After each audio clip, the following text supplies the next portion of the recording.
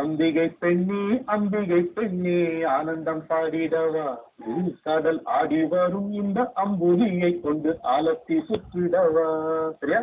அம்பிகை பெண்ணே ஆனந்தம் பாடிடவா, கடல் ஆடி வரும் இந்த அம்புலியை கொண்டு ஆலத்தி சுற்றிடவா. இந்த அத்தனை நட்சத்திரத்தை எடுத்து நான் அர்ச்சனை செய்திடவா, அந்த சித்திரை மாதத்து சாயங்காலத்து சுந்தூரமாக்கிடவா. அடி அம்பிகை பெண்ணே தேனடை ஒன்றில் சென்றல் நுழைந்து திசை வியந்ததென்ன, இந்த வானந்தி நேரத்தில் வண்ணச்சரமாய் வந்து கவிழ்ந்ததென்ன, இந்த காதல் எழுந்து கண்ணில் விழுந்து கண்ணில் மீதப்பதென்ன, காதல் எழுந்து கண்ணில் விழுந்து கண்ணில் மீதப்பதென்ன, அது கார்த்திகை மாதத்து சென்னி விளக்காய் காற்றில் சிரிப்பதென்ன, பட்டு கண்ணம் சேரிப்பதென்ன. அம்பிகை பெண்ணே ஆனந்தம் பாடிடவா, கடல் ஆடி வரும் இந்த அம்புலியை கொண்டு ஆலத்தி சுற்றிடவா. வணக்கம் முத்தையா. வருக வருக. வணக்கம் இளந்தேவன் அண்ணா. ரொம்ப ரொம்ப ரொம்ப மகிழ்ச்சி நீங்க வந்ததுக்கு. நலம் தானே?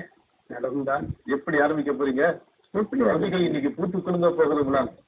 காதல் என்ற ஒரு வார்த்தை வந்தது, அதை வைத்துக்கொண்டு இப்படி தோன்றுவதிலிருந்து காதல் என்பது ஒரு தத்துவ ஞானம், காதலி என்பவை தத்துவ ஞானம். அதில் நான் பேசிக்கொண்டு இருந்தேன். அப்போதுதான் இந்த உண்மை புரிந்தது. அத்தான் எனக்கு ஒரு ஐயம் கேளேன், ஒரே அத்தான் எனக்கு ஒரு ஐயம் கேளேன். நெல்லை பிரித்தால் நெல் விழுகிறது, நெல்லை பிரித்தால் நெல் விழுகிறது, மனிதனை பிரித்தால் எது விழுகிறது? அருகே அருமை தொடர்ந்து சொல் கண்ணே. மயானம் என்கிற எலும்பு தோற்றத்தில் மனிதனை புதைக்கிறோம், மறுநாற்றென்று பால் தெளிக்கின்றோம். மயானம் என்கின்ற எலும்பு தோற்றத்தில் மனிதனை புதைக்கிறோம், மறுநாற்றென்று பால் தெளிக்கின்றோம். ஆயினும் அவன் நுழைப்பதே இல்லை. காதலி உந்தன் பார்வையில் எந்த பழுதுமே இல்லை, நீட்டு உணர்வதில் தான் ஒரு பிழை உள்ளது. உந்தன் பார்வையில் எந்த பழுதுமே இல்லை, உயிர்த்துள்ளதில் தான் ஒரு பிழை உள்ளது. Your observations are right, but inference is wrong. உந்தன் பார்வையில் எந்த பழுதுமே இல்லை, உயிர்த்துள்ளதில் தான் ஒரு பிழை உள்ளது. சொல்கிறான், தன்னில் இருந்து தன்னை படைக்க விதை எப்போதும் மண்ணுக்குள் பெறுகிறது, மனிதன் எப்போதும் பெண்ணுக்குள் பெறுகிறது. தன்னிலிருந்து தன்னை படைக்க விதை எப்பொழுதும் மண்ணுக்குள் பெறுகிறது, மனிதன் எப்போதும் பெண்ணுக்குள் பெறுகிறான். போதுமே உங்கள் தத்துவ குறும்பு, போதுமே உங்கள் தத்துவ குறும்பு. பெறுகிறேன் எங்கே இப்படி திரும்பு, பெறுகிறேன் எங்கே இப்படி திரும்பு. அந்த கவிதை இப்படி சொல்ல நோயத்தோடனே இப்போது தோன்றுகிறது. திரும்பு என்ற உடனே சற்று முன் வந்த ஒரு தகவலாக இந்த கவிதை இருக்கட்டும் என்று இப்போது நினைக்கிறேன். அவன் முழுகினான், அவள் முழுகாமல் இருந்தான். சொல்லுங்க. வார்த்தை சித்தர் வளமுருகான் ஒரு முறை சொன்னார், எல்லாரும் ஒரு முறை எழுந்து நின்று நம் தலைமுறை கவிஞர் இளந்தேவன் நம்மை கடந்து செல்கிறார். உங்களுடைய கவிதைகள் தான் தொலைஞ்சு போச்சுன்னு வச்சுக்கோங்க, எங்கிருந்து மீட்டுக்கலாம் நீங்க? எனக்கு நினைவு வந்தது என்று அவர் சொல்ல வந்ததை நான் மாற்றிவிடுவதோ என்று அச்சப்படுகிறேன். நினைவில் வைத்திடுங்கள். அதாவது பாரடைஸ் லாஸ்ட், துறக்க நீக்கம், அதனுடைய 12 புத்தகங்கள் பகுதிகளையும் நிறுத்திவிட்டாலும் பரவாயில்லை, 12ஐயும் நிறுத்தன்று என்ற காவியத்தை ஒரு வரி எழுத்து மாறாமல் சொல்லுகிறேன் என்று சொன்னான் டிவி மெக்காலே. அதே போல இளஞ்சேவனுடைய கவிதைகள் ஒரு காலத்தில் அடிந்து விட்டாலும் முத்தையா இருக்கிறார்கள், அது உயிரோடு இருக்கும். ஒரு கவிஞத்தில் பார்ப்பது அந்த கவிஞன் தன்னை பற்றி என்ன சொல்லுகிறான், சுய பிரகடனம் என்பது ரொம்ப முக்கியம். அதுல அவர் ஒரு முறை சொல்லுவார், சொல்லை சிந்திப்பவன் மரபு கவிஞன் ஆகின்றான், பொருளை சிந்திப்பவன் புது கவிஞன் ஆகின்றான், இளந்தையும் சிந்திப்பவன் இளந்தேவன் ஆகின்றான். இந்த வரிகளை ஒரு முறை உங்கள் திருநெல்வேலியில் காவல்துறை பெரிய விழா, முதலமைச்சர் பதக்கம் வழங்கும் விழாவுக்கு நான் வர்ணனைக்காக சென்றிருந்தேன். ஒத்தி நடந்து கொண்டிருந்த போது முதல் நாள் எல்லாம் நிறைவடைந்த பிறகு தனியாக உட்கார்ந்து பேசிக் கொண்டிருந்தோம். காவல்துறை உயரதிகாரி தமிழறிஞர் ஜெய்பால் அவர்களும் நானும் வார்த்தை திருவாரம் அவர்கள் உயரதிகாரி அவர்களும் பேசிக் கொண்டிருக்கிற போது இதே வரிகளை அவர் சொன்னார். வார்த்தை, எனக்கு இளந்தேவரின் எந்த வரிகள் பிடிக்கும் தெரியுமா? சொல்லை சிந்திக்கிறவன் மரபு கவிஞனாகிறான், பொருளை சிந்திக்கிறவன் புதுக்கவிஞனாகிறான், இரண்டையும் சிந்திக்கிறவன் இளந்தேவனாகிறான். இந்த வரியை சொல்லிவிட்ட பிறகு அதற்கு பிறகு என் நண்பர் கேட்டுக்கொண்டிருந்த ஒருவர் சொன்னார், இரண்டையும் சிந்திக்காதவன் என்னை போல. சொல்லுங்க. அந்த மரபு கவிதை என்பது மேடைக்குரிய ஒரு மேன்மையை பெறுவதற்கு இளந்தேவனுடைய பங்களிப்பு வந்து ரொம்ப முக்கியமானது. கவிஞர் கவிதைகளில் மரபினுடைய அந்த கனம் மாறாமல் கொண்டு செலுத்துவது அவருடைய ஒரு தனி சிறப்பு. அவருடைய பாடல் கவிதைகளை நான் படிச்சிருக்கேன். அவர் எல்லாமே எனக்கு மனப்பாடம்னு சொல்வது ஒரு மிகையாக இருக்கலாம். அந்த திருமணமாகாத முதற்கண்ணிகளை பற்றி இந்த பின்னணியத்தில் நிறைய எழுதி கொண்டிருக்கிறது. இளந்தேவன் ஒரு காலத்தில் எழுதினார். அவர் சொன்னார், இவர்கள் கண்ண ஈரத்தில் காவியம் படைக்கும் ஜன்னலோரத்து சந்திரோதயங்கள். எப்படி? கண்ண ஈரத்தில் காவியம் படைக்கும் ஜன்னலோரத்து சந்திரோதயங்கள் அப்படிம்பார். அது ஒரு சிறுகதை மாதிரி அந்த கல்வி போகும். அதாவது அந்த வரன் வந்து நிறைய வரலட்சணை கேட்பதாக வந்து தரகன் சொல்லிடுவான். சொல்லிட்டு வாய் நிறைய வெற்றிலை நெய்வான் வெள்ளாடு போலே அந்த தரகன் டெக்னிக்கல் புரோக்கர். அப்ப இந்த பெண் வந்து காஃபி போடுறதுக்காக போய் கிச்சன்ல அடுக்கலையில் அமர்வாள். அந்த இடத்துல தான் கவிதை நிறைவடைகிறது. இளந்தேவன் எழுதுகிறார், இப்பொழுதெல்லாம் இந்த கண்ணி அடுப்பில் எரிப்பது விறகா அல்ல, ஆசைகளைத்தான் அப்படி இருக்கிறார். அந்த ஒரு அந்த முதுகண்ணிகளை பற்றி இவ்வளவு சுகமாக அதே நேரம் சோகமான ஒரு கவிதையாக அது இருந்தால் இளந்தேவர்களுக்கு தமிழின் வெவ்வேறு தளங்களில் ஒரு நல்ல பார்வை உண்டு. ஆன்மீகம், சமூகம், சமூக நிகழ்வுகளை கவிதையாக்குதல். ஒரு கோயில் அர்ச்சகர் வந்து வறுமை தாங்காமல் தூக்கு மாட்டி கொண்டு இறந்து போனார். அதை பற்றி பிணத்துடன் ஒரு பேட்டி அப்படின்னு ஒரு கவிதை எழுதியிருப்பார். அதுல வந்து ஒரு இடம் வரும், அவர் தூக்கு மாட்டி கொண்டு இறந்தார் அப்படிங்கிறது சொன்ன கவிதை இல்லையே. அவர் சொல்லுகிறார், பட்டினி அதன் எடை எவ்வளவு என்று கைக்கு கட்டி கணக்கு பார்த்தோம். அது அந்த கவிதை பற்றி இணைகிற தகவல் சொல்லுவாங்க. அந்த கவிதை என்னுடைய வாழ்வுக்கும் கவிதைக்கு ரொம்ப தொடர்பு இருக்கு. அதை ரொம்ப மகிழ்ச்சியாக சொல்லலாம், ரொம்ப சோகமாகவும் சொல்லலாம், நிறைய நிகழ்வுகள் சொல்லலாம். அப்போ இப்ப அவர் கேட்ட மாதிரி இந்த கவிதை என் நண்பர் கவிஞர் இளைய பாரதி என்பவர் ஈடு நாடக அதனுடைய தலைவராக சொல்லாத கூட இருந்தார். அவர் ஒரு காலத்தில் இடத்தை அடிக்கடி வருவார். இந்த கருத்தை கொண்டு வந்து செய்தியை கொண்டு வந்து கவிதையாக்குமாறு கேட்டார். நான் விரும்பிய கவிதைகளாக செய்து கொடுத்தேன். அதில் ஒன்று இது. அந்த கீழவாசல் என்ற தந்தையில் இருக்கிற அந்த தளத்தில் பட்டினி துயர் தாங்க மாட்டாமல் அச்சகர் ஒருவர் தன் பிள்ளையை தூக்குமாட்டிவிட்டு குடும்பத்தில் 2 பேர் நடந்தார்கள். தானே தூக்கி செல்கிறார். அப்ப பிணத்துடன் பேசி அவர்களும் பேசுகிறேன். அதாவது சமூக உணர்வே இல்லாத ஒரு கவியன் வாழ்க்கை அடிபட்டு இதோ மரணத்தை சந்தித்து விட்டிருக்கிற ஒரு தொழிலாளி, அது தொழிலாளியாகத்தான் நான் பார்த்தேன் அச்சகர்.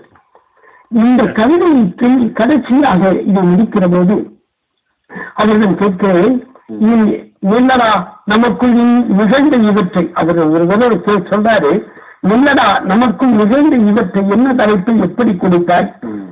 பிணத்துடன் பேட்டி. அடா உன்னை அப்படியே சொல், இதுவரைக்கும் நான் பிணத்துடன் பேசிக் கொண்டிருந்தேன்.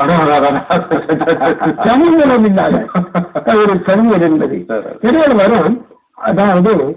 அதாவது தன் ஆத்மாவை தானே அழிப்பது மன்னிக்க முடியாத மாபெருந்தவர் உள்ளதா அப்படின்னா, ஆத்மாவே இல்லாத நாட்டில் எனக்கு ஒரு ஆத்மா இருந்தது அவருக்கு சண்டைக்கோழி பத்திரிகையில் அப்படித்தான் போட்டிருப்பார். அவருக்கு சரியாக சம்மதம் தரப்படவில்லை. அது இந்த கவிதையை நான் தஞ்சையிலே அங்கே பூண்டி புஷ்பம் கல்லூரியிலே ஒரு நிகழ்ச்சிக்கு என் உடல்நிலை சரியாக இருந்த போது இல்லாமல் இருந்தது.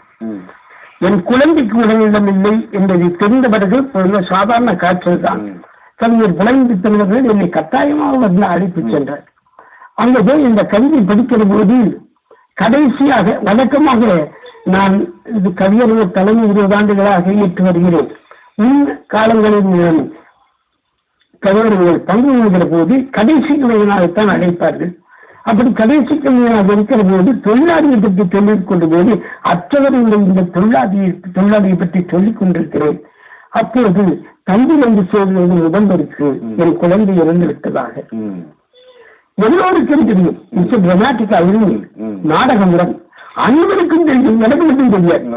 ஆனால் நான் பிணத்தில் பேசி இந்த கவிதையை படித்து இந்த கவிதையை இதே கவிதையை நான் படித்துக் கொண்டு இருக்கிற போதுதான் முடிந்த பிறகு புலவர் புலம்பித்தனவர்கள் என்பால் ரொம்ப அன்பு மதிப்புடையவர். அது கேட்கிறார், குழந்தை இது உடல்நலம் இல்லையா? வேலை சாதாரண காய்ச்சல் என்று சொன்னேன். மாணவர்கள் எல்லாம் காலடி மோசங்கள் போல நடந்து போனார்கள் அல்லவா? எல்லோருக்கும் செய்தி தகவல். அதை நினைத்து பார்த்து என் தேசத்து இளைஞர்கள் எவ்வளவு கட்டுப்பட்டியலாக இருக்கிறார்கள், விளையாட்டு தலைமுறை மதிக்கடையோடு எவ்வளவு நெருக்கமாக இருக்கிறார்கள் என்பதை உணர்ந்து பின்னாலே நான் இரவோடு இரவாக வீட்டுக்கு வந்தோம். ஞானிகள் வாழ அவருக்கு இருக்கிற ஈடுபாடு. குறிப்பா வள்ளலாரை பற்றி ஒரு அருமையான கவிதை எழுதியிருந்தார். அதாவது வள்ளலார் வந்து காருண்யத்தை எங்கும் நிலைபெற செய்தார் என்பது ஒன்று. அதுக்கு அவர் உதாரணம் சொல்லுகிறார். மீன் பிடிக்கும் வலை கண்டால் மீன் பிடிக்கும் முன்பாக தான் பிடித்து விடுகின்ற தயவுடைய வள்ளலியா அப்படின்னு சொல்றார். அந்த இடத்துல ஒரு அழகான இடம். அந்த வள்ளலார் போகிறாராம், அவரை கவிஞர்கள் எல்லாம் வணங்கிருந்து அழைக்க வருகிறார் என்று என்ன சொல்லுகிறார்?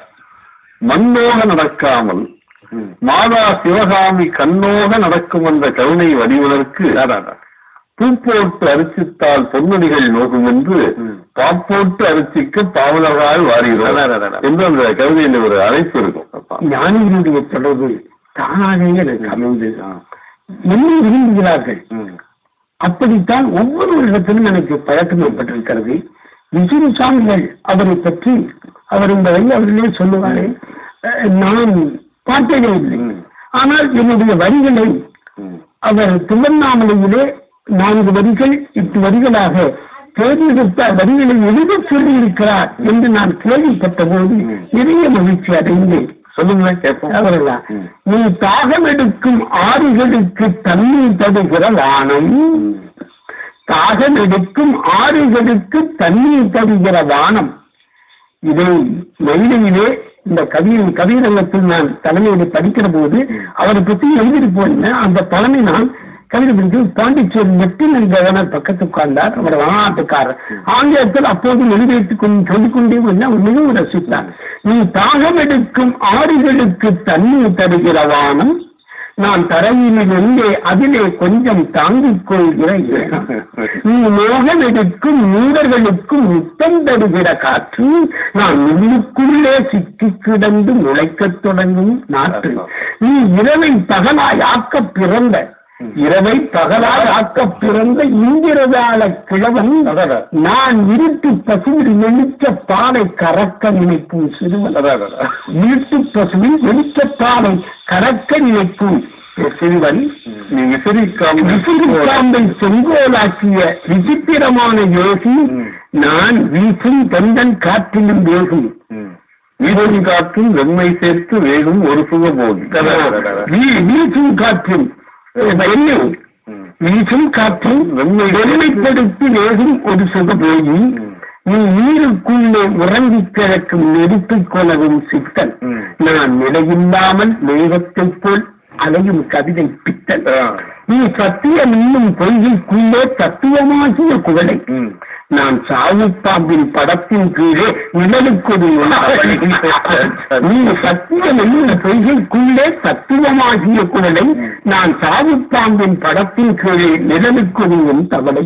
நீ சன்னதி தெருவில் அரசு நடத்தும் சற்குருவாகிய பெருமான், நான் சந்தனம் காணல் வீரை தேடி சலித்து போன ஒருமான். நீ விசிறிக்காம்பை, அதைத்தான் பார்த்தோம். நீ வண்ணப்பிரிவை வளைத்து கட்டும் மணிமுடியாக வளைத்து கட்டும் ஞானி, நான் வருகிற பொங்கல் காற்றிலும் ஆடும் வலிமை இல்லாதது ஒத்துவும். நீ கண்கள் இரண்டு கவிதை கலையை காட்ட பிறந்த கவிஞன், நான் கவிதை தேடி காடும் நேரம் காலடி வைக்கும் சுவையன். காலடி வைக்கும் சுவையன், நான் சுவையன், நீ கவிஞன். நீ கங்கை கரையில் கண்ணை திறந்த கடவுளை சொல்ல புதல்வன், நான் கண்ணீர் நதியில் நீரை தேடி கலைத்த ஒரு செம்படம். கண்ணீர் நதியில் நீரை தேடி கலைத்த ஒரு செம்படம். நீ கொட்டாங்கச்சியில் பிச்சை எடுக்கும் கொள்கை சக்கரவர்த்தி. கொள்கை சக்கரவர்த்தி, கொட்டாங்கச்சியில் பிச்சை எடுக்கும் கொள்கை சக்கரவர்த்தி. நான் குன்றத்தடியில் உன்னை தேடி கூலி ஒரு பரதேசி. யார் பரதேசி? யார் சக்கரவர்த்தி? குன்றத்தடியில் உன்னை தேடி. இது இந்த கவிதை முழுவதுமே அவரை மட்டும் உயர்த்தி சொன்னதல்ல, என்னை சொல்லும் போது மிக தாழ்த்தி என்பது எனக்கு இயல்பு அல்ல.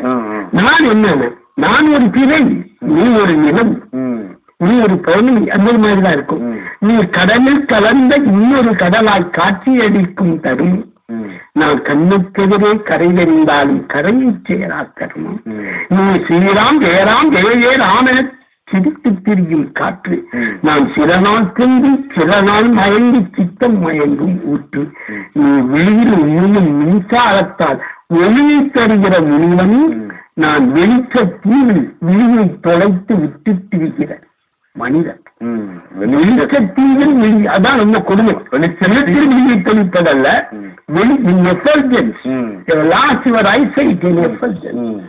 வெளிச்சத்துக்கு விழியை துளைத்து விடுவது கொடுமை. அருமை அருமை. அது கவிஞர் வந்து இந்த கொட்டாங்குச்சியில் அந்த கங்கை சக்கரவர்த்தியில எனக்கு இன்னொரு இன்னும் பார்த்து ஞாபகம் வந்து, கால் நின்றது வாசலோடு கைரண்டும் திருவோடு.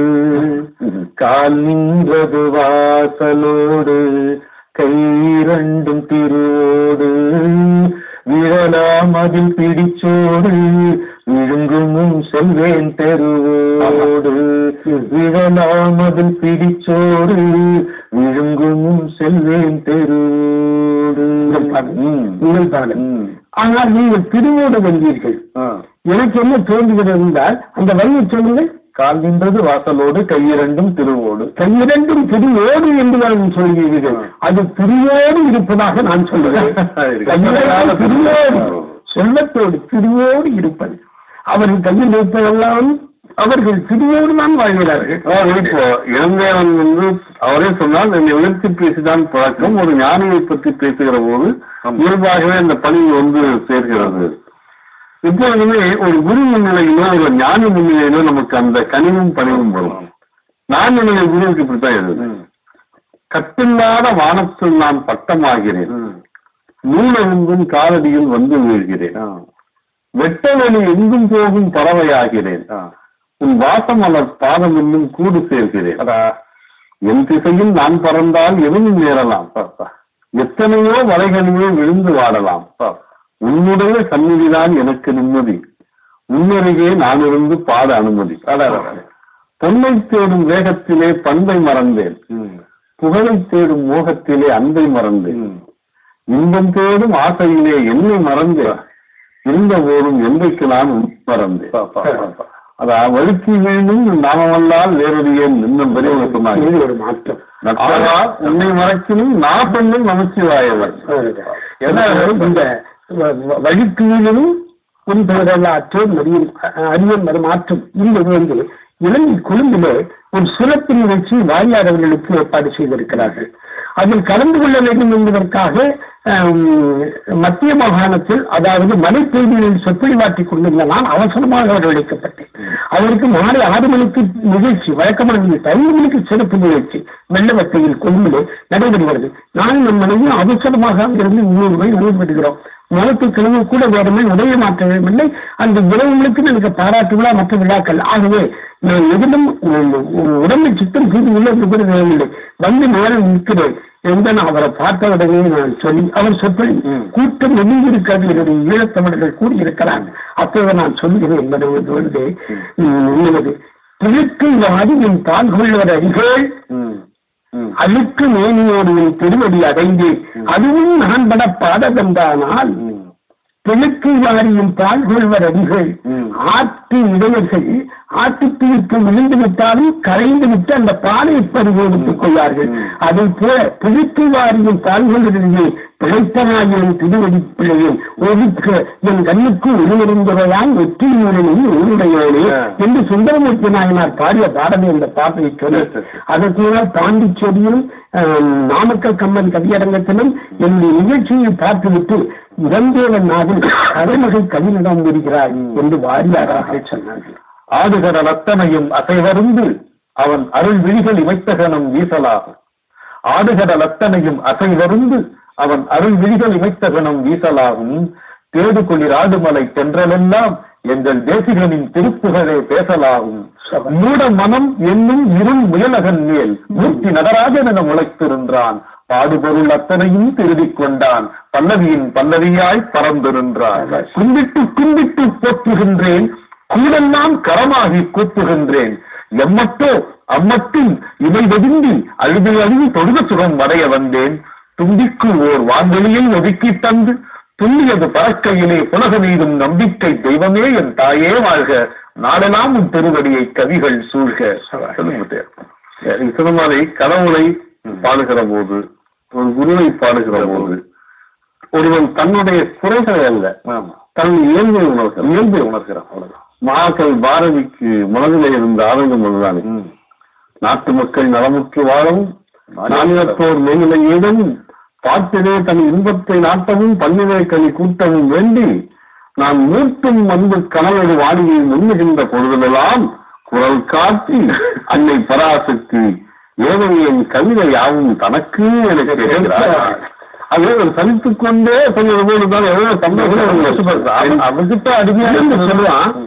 நான் அடிக்கடி சொல்லுவேன், நம்முடைய பேச்சாளர் பெருமக்களும் கவிஞர்களும் இந்த வார்த்தையை சொல்வதிலேயே இந்த ஆதங்கப்படுகிறேன். அடிக்கடி சாகாமல் இருப்பது நம் சதுரால் என்று பல பேர் நினைச்சு கொண்டிருக்காங்க.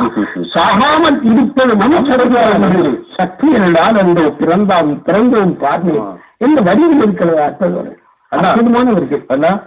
பராசக்தியை கொண்டு வந்த பராசக்தியோடு சல்லாபம் சொல்லட்டுமா? உனக்கும் எனக்கும் இருக்கும் நெருக்கம் ஒருவருக்கும் தெரியாது. ஊருக்கே இது தெரிந்த போதும் ஒரு சிறிதும் புரியாது. எனக்கும் எனக்கும் இருக்கும் நெருக்கம் இதைவிடவும் அது உண்மை. உனக்கும் உனக்கும் இருக்கும் நெருக்கம் அதைவிடவும் இது உண்மை. நீயும் நானும் ஒன்றே என்றால் யாரும் நம்ப மறுப்பார். நிழலும் ஒளியும் போல் என்றாலும் நெஞ்சு பதைத்து வெறுப்பார். நீ நீயேதான், நான் நானேதான்,